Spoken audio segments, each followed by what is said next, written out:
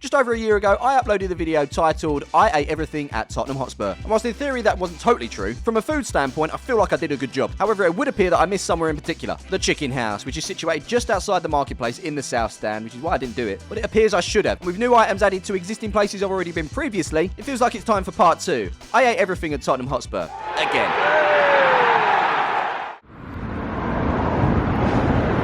Don't mind me, just walking to the ground. It's great to get those steps in ahead of a mammoth eating session. Meridian Water Station, great place to do that. In the intro I said it feels like it's time to do part 2, but is it a good time to do part 2? Probably not. I actually weigh the heaviest I've ever weighed. I feel a bit sluggish if I'm being honest, so it's time to look after myself. I've clocked up 707 steps so far, and there will be observations from this shot. Someone will be like, "Oi Smiv, why are you so hairy?" Well, I don't know, genetics. I'm a bloke. This shot here represents you guys, by the way, okay? And also, why are you wearing a multicolored bracelet? Yes, this, as I check my heart rate. It was a lovely little gift from my daughter on Valentine's Day, alright? So, chill. Apparently, on route to the ground, the time is now. I've got to say, Smiv, you lost weight. That short walk has done you wonders. I'll take it back, we're under 6 foot again. So at this moment, I'm wondering if we can get, I don't know, 2,000 likes on this video. Helps me right out. And if you want to subscribe to the channel too, we've got tons of stuff to watch and plenty to come. Been walking about 10 minutes now, and we find ourselves in the industrial state. A lot of travelling away fans park up here, hence the reason, please. The stadium's a 5-minute walk away for, well, a very slow walker. Because 2 minutes away, Worcester Avenue, where you can see the mothership has landed. I'll be cutting through this car park, though, which is home to a Sainsbury's. I actually made a point of Crystal Palace having a Sainsbury's in their video recently. Do let me know any other football grounds that are located next door to a Sainsbury's, that'd be great. Upon coming out of the car park, it's actually quite busy, even though it's not open yet, 2 hours before it opens. I'm here for a reason. This lot, probably first time goers. If you are heading to Tottenham and you want to eat outside of the ground, Chick King is the only place to go. But beware, it does get incredibly busy. Back outside the ground, waiting to go in. We've clocked up almost 3,000 steps. Go on, get in there. 1 o'clock has finally arrived, so it's time to let us in.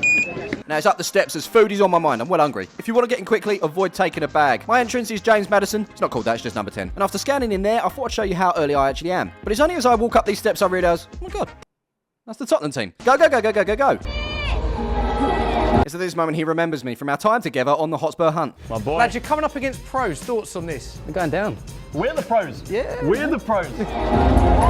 He was waving at me, love, right? And off they went. Look how empty it is, though. One of those empty seats included mine. Best seat in the house by the wall. It's cosy, it's spacious, it's mine. Anyway, back to the mission in hand, which starts with a trek towards the south stand. In my previous video, I mentioned that the majority of places around the ground are known as the tap-in, which are home to the popular sausage roll, but even better, my favourite, the signature pie. Our walk takes us past a couple of chirpies into the west stand, and I'll be honest, it's so tempting to just stop for one of them. But I'm a man of the people, I'm here to taste test. Touchline grills are also popular around the ground. They do fish and chips, and they also do loaded hot dogs. Just through there, we've got the marketplace, which is home to the south stand and all of the food available. But the main thing I missed last time was this. Welcome to the chicken house. It's home of the chicken. Plenty of punters opting for this one today. Now, after part 1 of this video, I did come back and have the buttermilk chicken burger with my daughter. It's the buttermilk buffalo chicken burger. That looks serious. The real deal.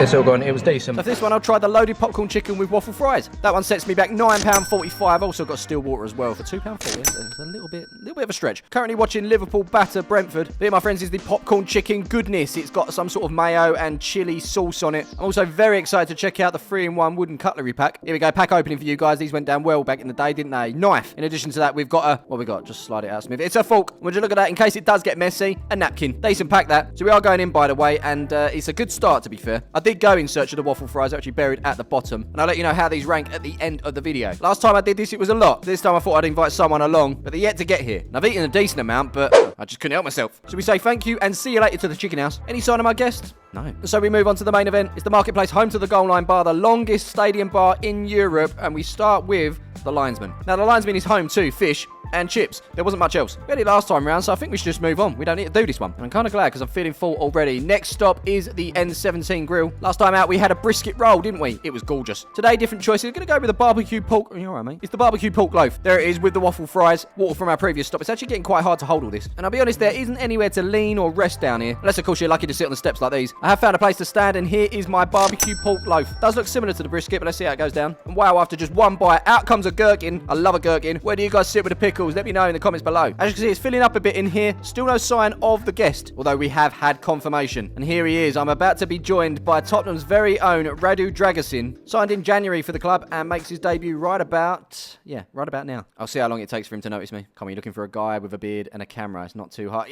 Yes! Now, there's no mucking around, guys. We are straight into it with Katsu Corner. Certainly a new one for me because this was naan and noodle last time. We got one of the cheaper items, a pork belly ramen. It was gorgeous. It was lovely. But none of that today. We've got plant-based stuff. Not interested at the moment. They've had popcorn chicken, which we've already had anyway, so it's going to be the Katsu burger. And this has set me back 9.45. Only 1,000 calories. Ugh. It contains mayo, kimchi slaw, pickled cucumbers, baby gem lettuce, served in an onion seed brioche bun. My man Vuj was actually supposed to help me eat, but he went ahead and got the Katsu popcorn chicken for himself. What an animal. We're also joined by some viewers of the channel. It's always nice to talk to you guys when I'm out, so don't be a stranger. On the road, get back again. He knows, and I'm struggling. I am struggling. That's why Vuji's here. Just like BT. He's here to help. Very crispy. Yeah. Eventually down to the last bite of this. And now we move on to our final stall in the South Stand Marketplace. Is it a stall? I'm not sure. Smashed Olive. It does pizzas. But there hasn't been a change to the menu since last time, so we don't need to do it. Let's talk drink. In addition to the bar, they've got the Beavertown. Just at the back for all to see, its own brewery. Further down, the band's on show.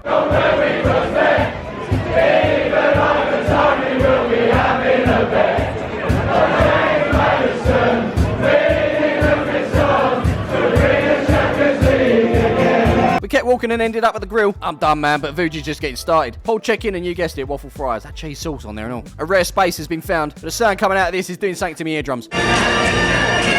I've mentioned it before, but the floor we're standing on is embedded with aggregate from White Hart Lane. Love it. With all the food stalls done, we've decided to start walking to the seats. Trust me when I say 424 is the place to be. I swing at the door and we have our view for today. I've been getting people to guess the song recently in videos. I'm 100% certain you can get this.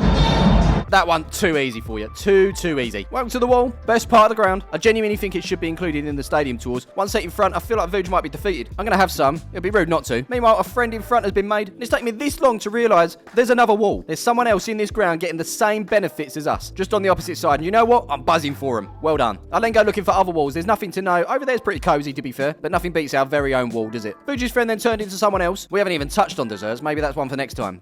Please don't. We then see that montage we should play before every single game. I think it's there to just show rival fans that we have won stuff at some point. We then welcome the teams out for the day. I haven't even mentioned it yet. It's Tottenham versus Wolves in the Premier League, and it's not live. And I'll leave you with a trumpet.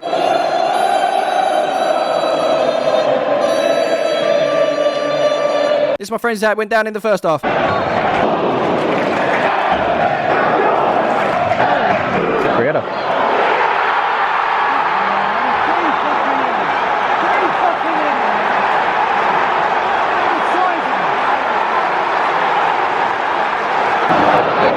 Not great. Not great at all. At this point, I'm almost tapped out. This food coma has hit me hard this time. Hard. Let's hope the second half perks me up a bit.